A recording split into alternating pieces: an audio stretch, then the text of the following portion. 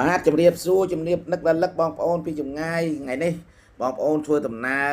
ជាមួយខ្ញុំបងប្អូនណាហើយឆ្លងកាត់ស្ពានព្រែកសំរោងកំពុងមកធ្វើដំណើរទៅអ្នកលឿងដើម្បីទៅមានវិធីបន្តិចបន្តួចបងប្អូនហើយនេះកំពុងតែឆ្លងកាត់ស្ពានព្រែកសំរោងហើយពីយប់មិញបងប្អូនណាមានភ្លៀងរៀងក្រាស់រលឹមក្រាស់តែម្ដងព្រឹកឡើងដូចស្រស់ស្រាយតែម្ដងពេលខ្ញុំចេញមកព្រលឹមឡើងនេះគឺដូចមានអារម្មណ៍ថាស្រស់ស្រាយតែម្ដងដូចរៀងភ្លឺត្រូវទឹកភ្លៀងតែម្ដងអានេះវងមូលខាងកើតស្ពានមិនណែព្រែកសំរោងបងប្អូនឃើញនេះខ្ញុំកំពុងតែបត់ឡានកលឹងវងមូលដើម្បីបត់ទៅតាមផ្លូវដែលព្រែកកោះក្បីបងប្អូនច្រឡំសំទោសកោះក្បីឥឡូវនេះកំពុងតែធ្វើដំណើរសឹមដើម្បីបត់វងមូលនេះបងប្អូនហើយបងប្អូនហើយពេលដែលភ្លៀងធ្លាក់មកម្ដងមកកាលដែលព្រឹកឡើងនឹងស្រស់បំប្រងតែម្ដងភ្លឺតែម្ដងហើយនេះវត្តកោះក្របីបងប្អូនខ្ញុំអធិប្បាយថតវីដេអូសង្ខេបជូនបងប្អូនឲ្យបងប្អូនមើលនិងស្ដាប់ហើយនឹងមានអារម្មណ៍នៅជាមួយខ្ញុំសប្បាយលេងពេលធ្វើដំណើរបងប្អូនចុងសប្តាហ៍នេះឥឡូវកំពុងតែធ្វើដំណើរហួសនេះបងប្អូនឃើញខាងឆ្វេងខ្ញុំណាបងប្អូនជាវត្តកោះក្របីបងប្អូនវត្តកោះក្របី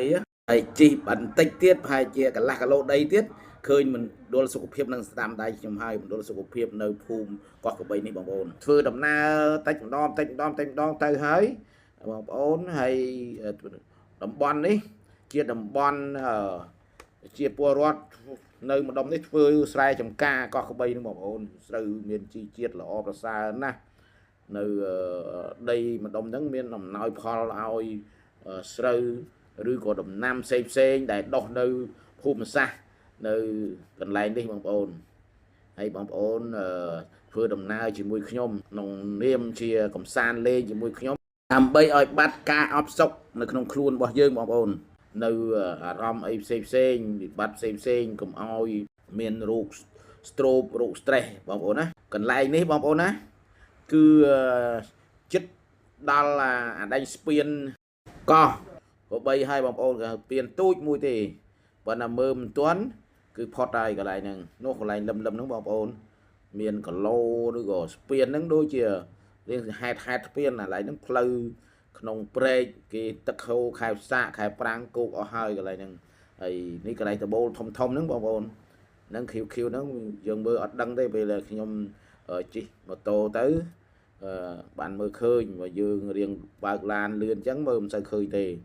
តំបន់កោះក្បីនឹងគឺមានរមណីយដ្ឋានកំសាន្តលេងដែរបងប្អូនហើយដូចជារមណីយដ្ឋានអង្គុយលេងនៅតាមវត្ត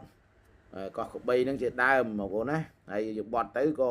នៅខាងក្រោយខ្ញុំហ្នឹងគឺវត្តកោះក្បី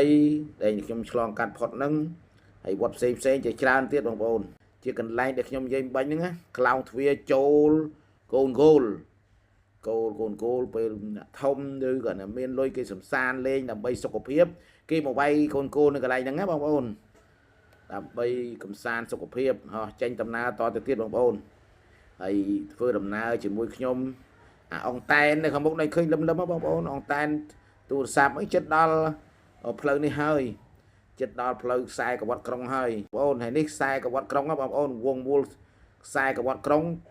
ឡើងខាងកើតស្ពាន